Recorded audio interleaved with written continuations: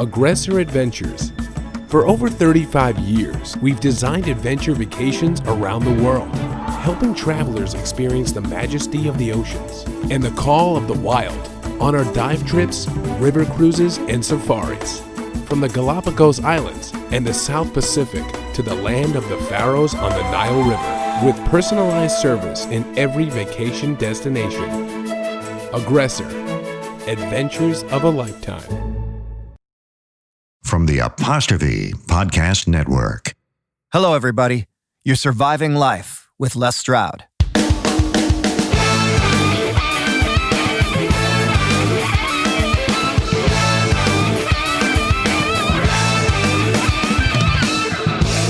I'm working on jealousy. I'm not into hate. I'm working on anger, 'cause I'm not into rage. Hello, everyone. It's come to my attention that some of you are clamoring for the various part twos that are waiting in the wings of these podcasts. So today you get your wish. But be careful what you wish for, because this will be part two of my keynote talk at the Bushcraft Symposium in Alberta, Canada. It would help if you listened to part one, and then you would know that this next bit was all about addressing the elephant in the room, survival television. Why is it an elephant? Because it was a room full of survival instructors. The story of creating the zeitgeist of survival TV had to fit within these next 20 minutes, but in truth, I could have spent a couple of hours navigating the twists and turns of the venomous television industry. As I like to say, the TV industry makes the music industry look safe and benign. But I digress. About halfway through, I will interrupt my own keynote to bring you in on a little something I didn't know at the time. Let's just say I didn't know who else was sitting in the audience that day. I know it's pure vanity when I suggest that without Survivorman as the zeitgeist, you don't get Man vs. Wild, or Dual Survival, or Naked and Afraid, or Alone. All of those, along with another 20 versions of reality TV survival within the massively profitable industry known as survival TV, owes a debt to Survivorman, plain and simple. When I tried to first get my show on air, I was turned down by a bigwig producer who literally said, "Les, no one is ever going to want to watch people surviving on TV." Let that sink in for a second. No one is ever going to want to watch people surviving on TV. Yeah, I knew she was making a mistake, and I proved it. So let's listen in on part two of my Bushcraft keynote. Here are more words from, well, once again, me. No one will know. And I just looked her back and said, I'll know. I got kids at home. I want to look them in the face and kiss them good night and not be a fraud. Holding on to what was lost. Life's true meaning is the cost. And then they're sitting on the shore somewhere and they're looking across at a bunch of cattail being told they can't touch it because we need you here for the scene. So you can't go over there. You have to stay here.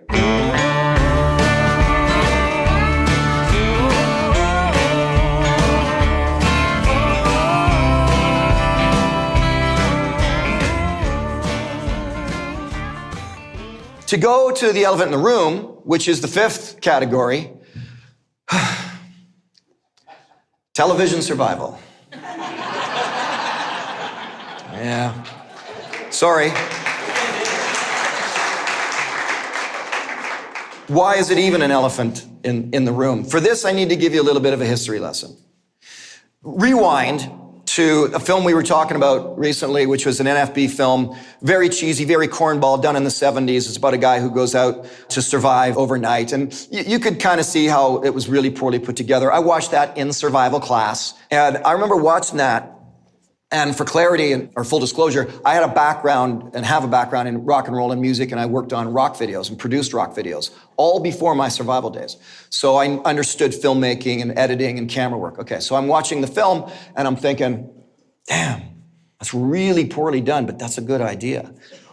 Because I was thinking all along I was going to do home videos on survival skills. And this would have been, sorry to date myself, but VHS tapes. That's what I was going to do. And I saw that and I thought, but But if I actually had to stay out, which I like to do anyway, because at this point I'm geeking out on this stuff, and I filmed myself, I could really show what it means to need a fire. At the same time, I first discovered, and again, for all of you under 40s, and if you're Canadian, and if you especially come from Ontario, you need to know who Bill Mason is, and you need to research Bill Mason films.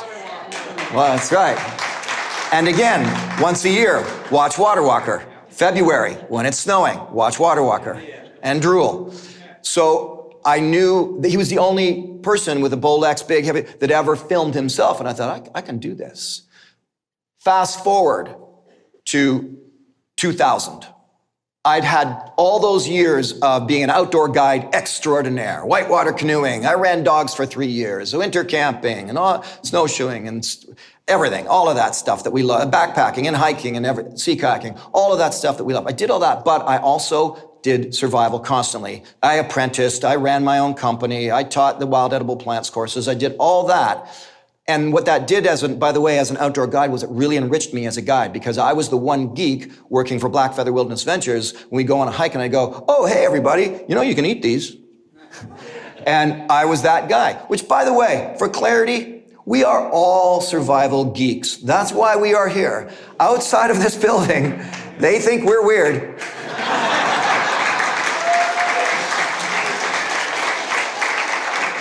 And I was very proud to be a survival geek.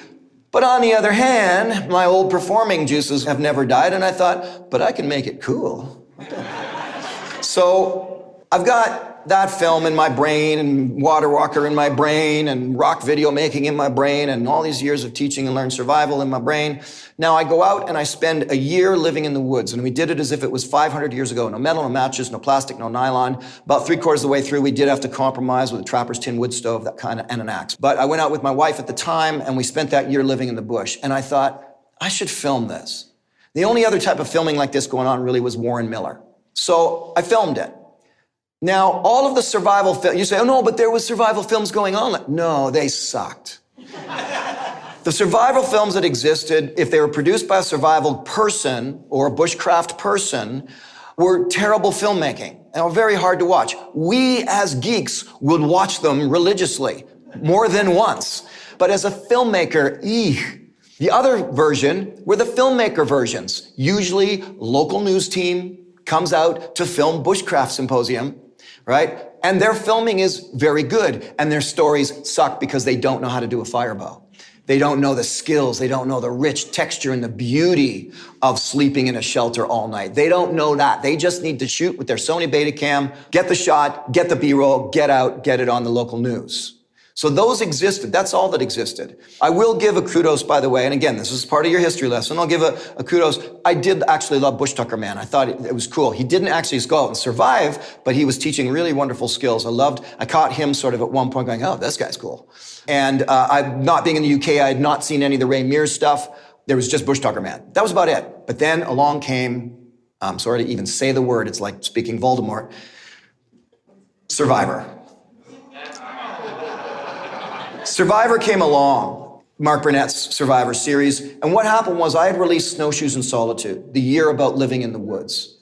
And it won a couple of local awards, and so I got these calls to come and do radio interviews, and the question of the day was, well, you know, you do this survival stuff, and you're a filmmaker, is this real? And of course, no, of course it's not real. It's outward bound, done with adults and a bunch of hard bodies. It's got nothing to do with survival. This is so far from David Halliday that it's not funny. So I would be giving those interviews, and I thought, wait a minute, now's the time. And that's when I made the call, and I said, okay, look, I am a filmmaker, here's my calling card, but I'm also a survival instructor. I can put the two together, go out by myself, spend 7 days alone, film it properly, and bring it back in with the story. And actually the answer in that particular phone call was a cold call, and she said, we were looking to do something just like that, and we didn't know who to call. So it was right place, right time. In many ways, for me, the rest is history. But there was a turn. There was a twist. It became popular, really popular. It went off to over 120 countries around the world. The networks got very excited. They were making money, a lot of money. The problem is that in filming Survivorman, I was doing 6 a year. I know that if I ask any one of you, would you like to go out and survive hardcore for 7 days 6 times this year? Yeah, right. Okay, machismo. No. Most of you go, I'll go out once next August when the bugs are gone. And we're done. Okay, Stroud? Well, 6 was intense and hurt. I had to give myself 2 months in between why? Because I was actually doing it. So the networks come because it's a very big hit now. And over the course of a year throughout the second season of Survivorman, I was pleaded with, come on, Les. You don't need to actually sleep out there. You don't need, take a crew. We need you to take a crew. They'll build the shelters for you. You get all the different scenes. We'll whiz you around. You'll jump off cliffs. You'll do these great, crazy things. You go and you stay in a hotel at night. And then this is an official dinner times 3 with a network gatekeeper, the woman who was in charge. And these were serious discussions. Why? Because they needed 26 episodes. Not 6. They needed to up that money. So we need numbers. Come on, man. Quantity and survival, it doesn't go together. They didn't understand. And I sat there just like, no. And this was actually said, less condescendingly. No one will know. And I just looked at her back and said, I'll know. I got kids at home. I want to look them in the face and kiss them good night and not be a fraud. So this happened, and by the time I got my 3rd or 4th no back to them, they basically just then said, okay. Bristol Productions? Yeah, come on, we'll have a meeting in New York. Yes, bring Bear with you.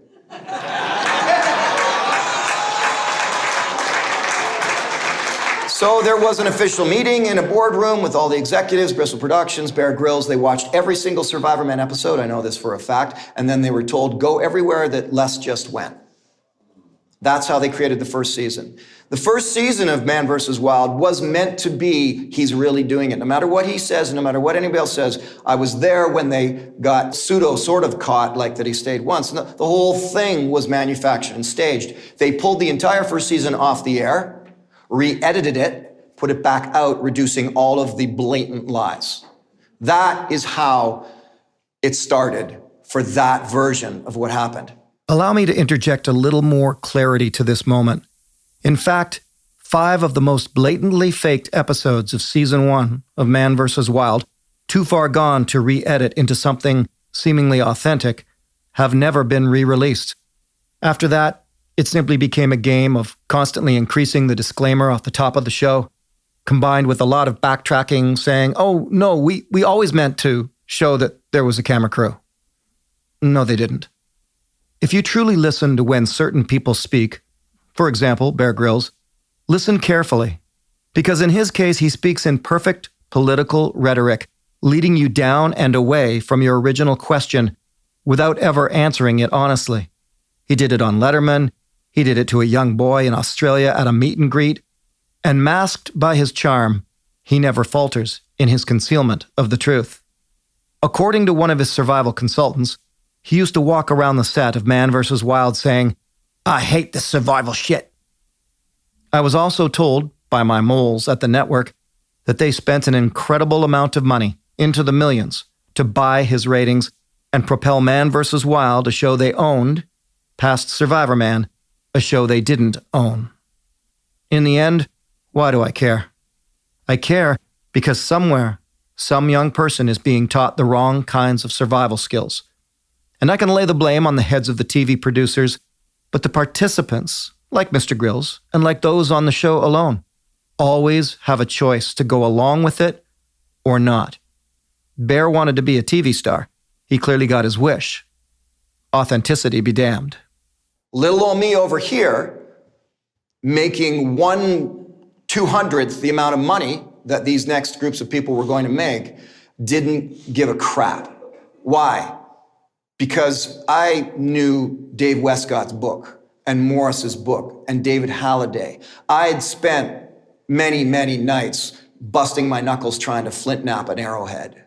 I had way too much respect for all of the skills that you guys know, the bushcraft, the primitive earth technology, and basic survival understanding, to say, sure, I will make a show out of this. Let's make a thing. Let's make a parade out of it.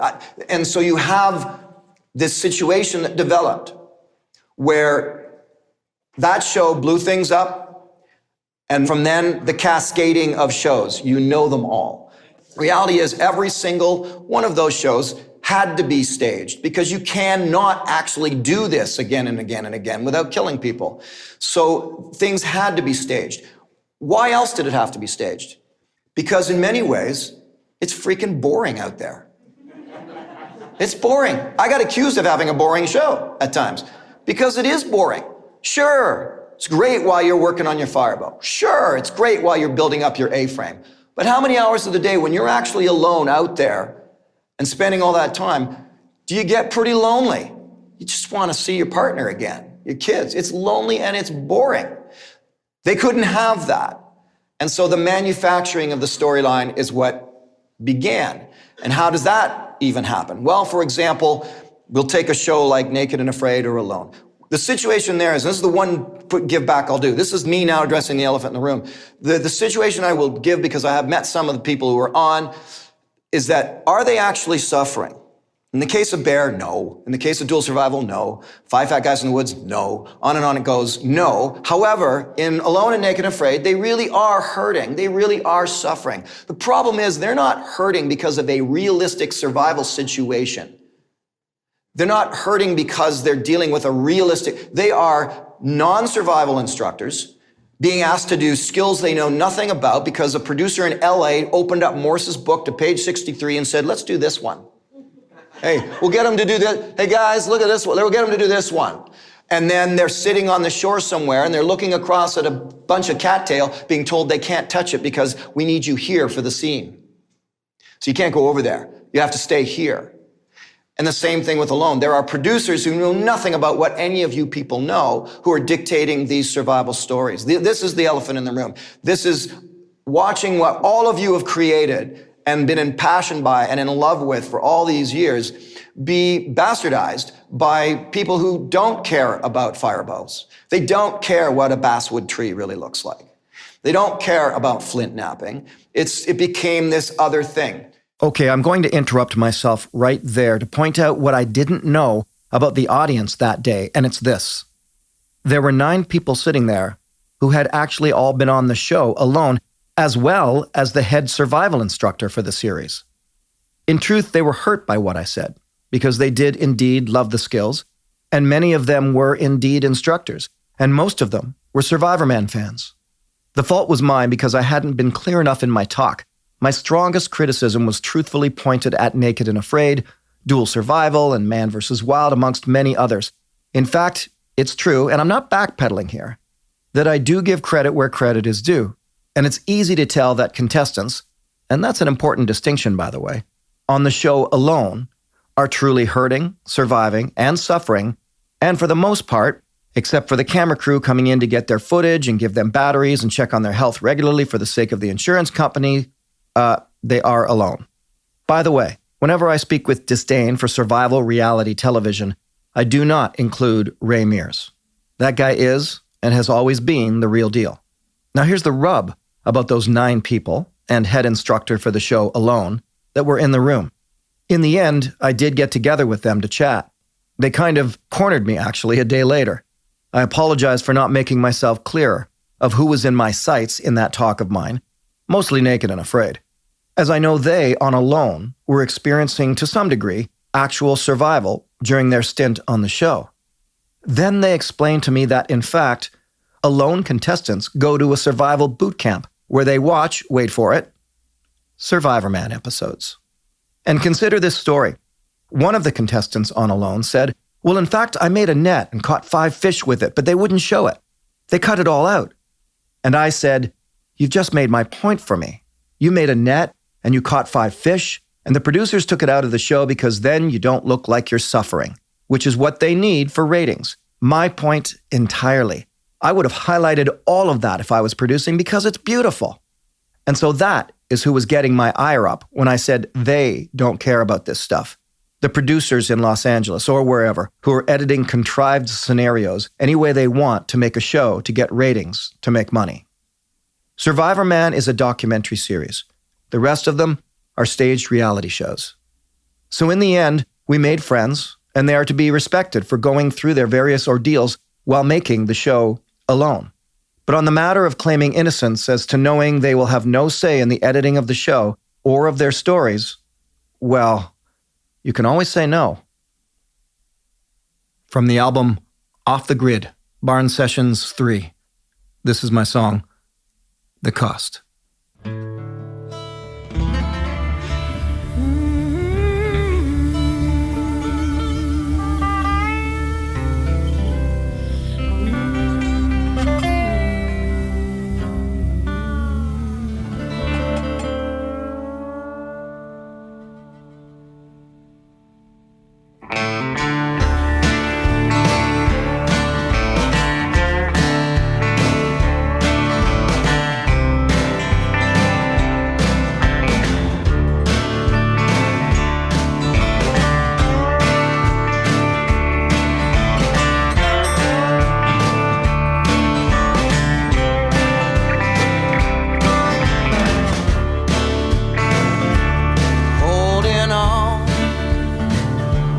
What was lost, life's true meaning is the cost. Like a battle cry to a desperate soul, I will rise up and pay the toll.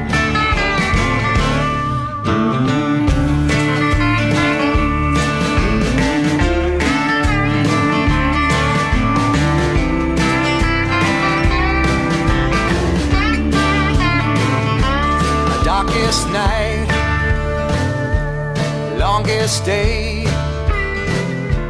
choice is simple, leave or stay. If I go, will I be free, or just another man in me? And if I stay, I'll be weak. It's only freedom that I seek.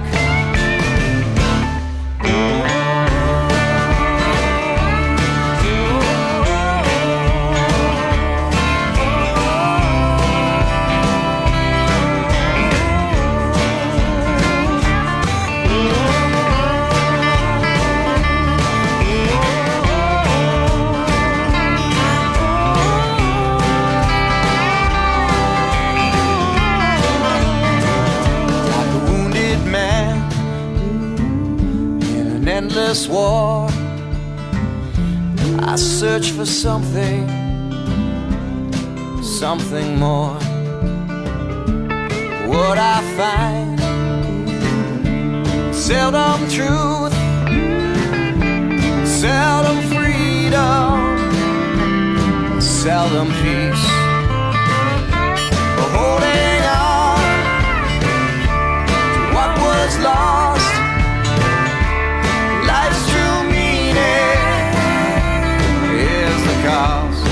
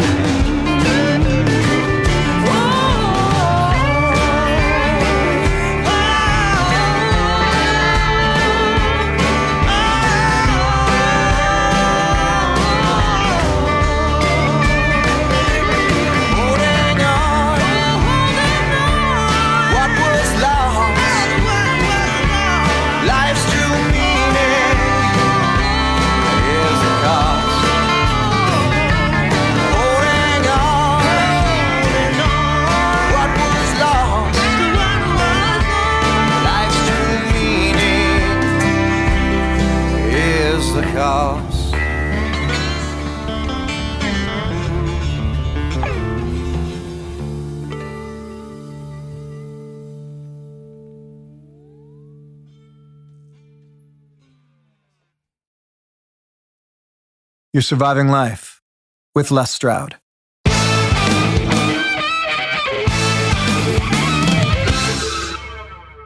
Survivorman was on for 18 years. It could still be on. If I wanted to call him tomorrow and say, you want a bunch more Survivorman, I'd probably get a yes. In all that time, I just said, screw it to all you guys. And I would not, I've been asked to be on all those other shows. No. I think somebody pointed out recently, it is now a badge of honor amongst real bushcraft people to say no. Why is that? Because unfortunately, the dark side of this, and there is a silver lining, by the way, the dark side of this is that some of us have been hurt by it. Some people here have been stabbed in the back. How so? They're drawn into the production, they're paid some money, they're consultants for the show, they're asked to speak and answer about certain things, and then when it goes back to Los Angeles, it's edited any way they want to edit it into something that never happened, done by people who don't know what they're doing a skill, they have no idea what it's actually supposed to be used for. And that's what the mass public is forced to watch. We don't care about the mass public because we are a bunch of bushcraft survival geeks. This is the beauty of all of us here, is that who cares? Look at, you're all here. And there's over 200 people here. And you're all in love with these skills. And there are rendezvous happening still to this day, and skills courses going on. The silver cloud lining to the television industry survival debacle, which is worth hundreds of millions of dollars now, is that one thing it did do was inadvertently, it did light some fires under people to get to think about wanting to go out in nature. The silver cloud lining is that it speaks to that thing I wanted to do and did do, which is connect people to nature, but get them thinking about going out there, kids especially. This part is vital. What we're kind of about is now deprogramming what they saw, and I know some of you had to deal with this, deprogramming the skill they saw on Naked and Afraid and saying, nah, okay, first of all, and showing them the beauty of what David Westcott and Morse Kochanski and Jim Briggs and Watts and Halliday and McPherson and Larry Dean Olson have shown us, brought about. And I'm sure if I sat down with any of those gentlemen and said, where did you first? They're going to say, yeah, I just really loved nature and the skills. I wanted to be a bushman. I wanted to, Robert Redford, Jeremiah John. I wanted to be that, man. For me, if you look at Survivorman, what is Survivorman? It's a hybrid between two television series I adored. Number one, you only got to see every once in a while, Jacques Cousteau. Number two, Johnny Weissmuller and Tarzan movies. And if you think about it, what is Survivorman? If not a hybrid between Jacques Cousteau, my filmmaking, and Tarzan. And that's me playing. So to this day, this is why I'm going to try and bring this home. This is why I'm here now. This is why I was honored to have been called to come here. There's the irony with me. There's that guru aspect. Now, why is that? Here's the reason why I'm on TV and David Halliday isn't. I'm way cuter, number one.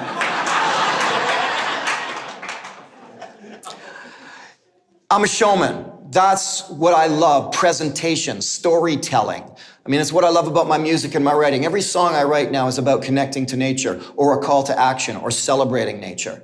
So at the time, recycling back, at the time I understood something. I understood that I knew how to operate that camera a lot better than David. I knew how to operate, no slight, you guys know that I adore David, and André-François Bourbeau. I knew how to live and swim in the world of media entertainment and yet keep it authentic and keep it real and honor these skills. If I were to dishonor earth skills, it'd be no less of a bad thing for me than if I dishonored my family, because connecting to nature is what I wanted. The skills were the facilitation, but I understood another layer of facilitation, and that was the camera. The storytelling, how to speak concisely. We've been talking about this a lot in a new series that I'm just starting with Kevin Kosowin, which is about wild edibles and all of that, and that is the nuances. You all know this, you can't teach somebody a fire bow in 3 minutes. So Survivorman, I've got my whole story to film. Really, the fire bow section needs to be 3 minutes. But I still go on and do all the other stuff, making a short film that's 45 minutes long, because that's how you can actually get a lot of the information out. On television, this is boring, except for us geeks, right? We'll watch hours of flint napping. I mean, really?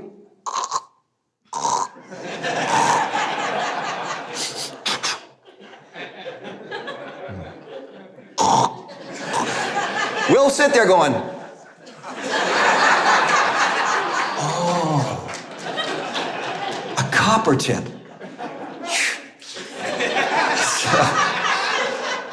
We will do this, all right? But the television industry won't. It needs 3 minutes. I understood how to kind of make it sexy, kind of be cool with it. But again, my own respect for the skills held me back from saying at that dinner, very fancy dinner in Las Vegas, hey, good idea. Let's get a crew in there and I'll stay in the hotel. I don't know, I'm gonna end right there.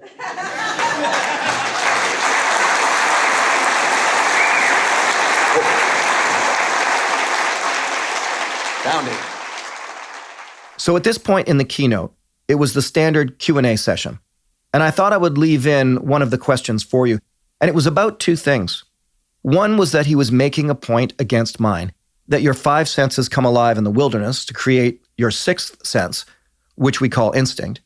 And again, I guess I wasn't clear enough, as I didn't mean that nature is the only place, just the best place for this to happen.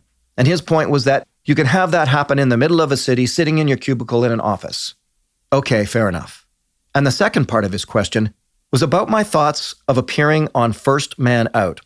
Now, what he couldn't have known was that, in fact, just before getting there, I had nothing short of 7 emails from the production company wanting to get me to appear on that show. Here's my answers to both his comment and his question. First of all, I hate the city. So to me, I just want to be in nature. I grew up in the city, grew up in Toronto. I work downtown. I just hate the city. To me, it is about nature. The skills can adapt. That's why I said emergency preparedness. It's great. It's a whole other layer. Being attuned in the city is another whole other layer. I accept that. I'm just saying, on a personal level, I hate the city. I want to be out here. I want to be in these hills and these trees. And number 2, the Ed Stafford situation. I have emails to be on that show. I won't go on it. And this is, again, a philosophical stance that is only my own. It's only an opinion, just like I hate the city is an opinion. All right, and this is my opinion. To me, survival is not about competition. I'm not, if I go out with Andre Barbeau or Dave Halliday, I'm not competing against David Halliday. I never have been. And this is a big problem I have with a lot of these, again, that layer of television episodic survival stuff. It's all about competing. If I go with Matt Graham, just got off of the show. I'm a good friend of Matt's. If I go out with Matt, I'm not going to see who's a faster runner. You know, that's not survival. Survival, again, is not to be made light of. This is the thing about survival in that category. It's not to be made light of. It's not fun.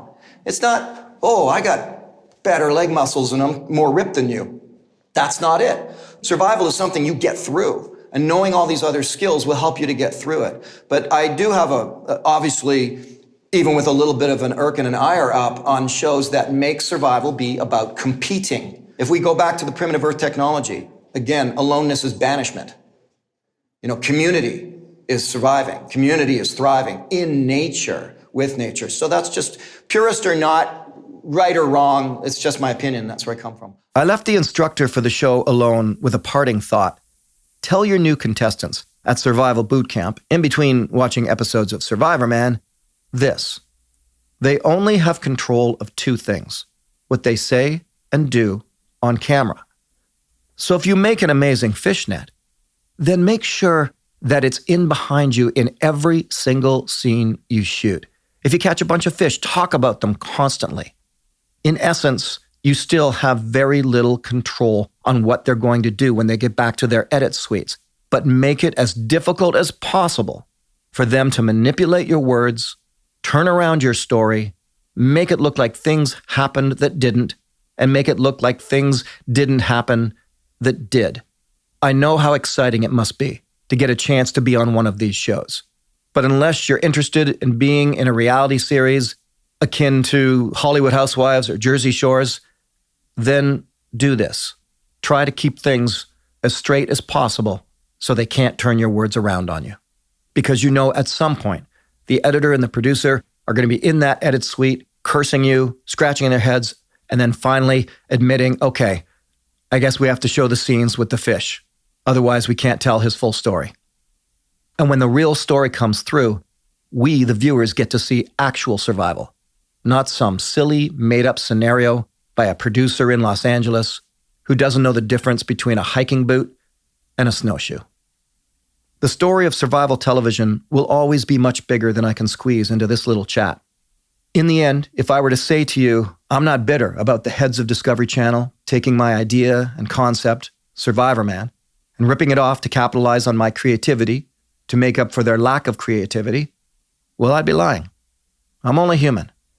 But I'd also be lying if I said I was anything but very proud of inventing and creating a series and a concept, Survivorman, that would go on to be copied throughout the TV industry worldwide, becoming a powerful concept and an incredibly lucrative one for thousands of people. I love my work and life as a documentary filmmaker, author, and writing and recording musician. And one single idea made the success of it all possible. Survivorman. Surviving these podcasts is my engineer, Keith Oman. And I'm surviving, so far, being a member of the Apostrophe Podcast Network. Stick around, everyone. We'll figure this life out. Together.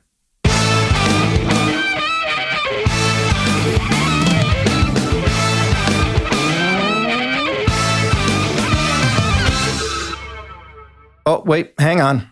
My new series, Wild Harvest, is airing now on American Public Television. Check to see which station's signal reaches your area, and that includes, by the way, Canada. It's all about local foraging. I take you out and teach you what you can gather for a wild edible feast. A feast prepared by a 5-star chef, Paul Rogalski. As well, head over to my YouTube channel, Survivorman-Les Stroud, where I'm uploading tons of free content weekly for you to enjoy, including archived Survivorman, Survivorman Bigfoot, director's commentaries, and new music, just to mention a bit of what's there. The secret, by the way, is to click on the playlists. Lastly, and in time for Christmas, the second printing of my 20th anniversary film collection, featuring 76 films, is available through my website, lesstroud.ca. Okay, thanks. Go ahead. What are you waiting for? Click on subscribe, and then click on something else. Or go be productive.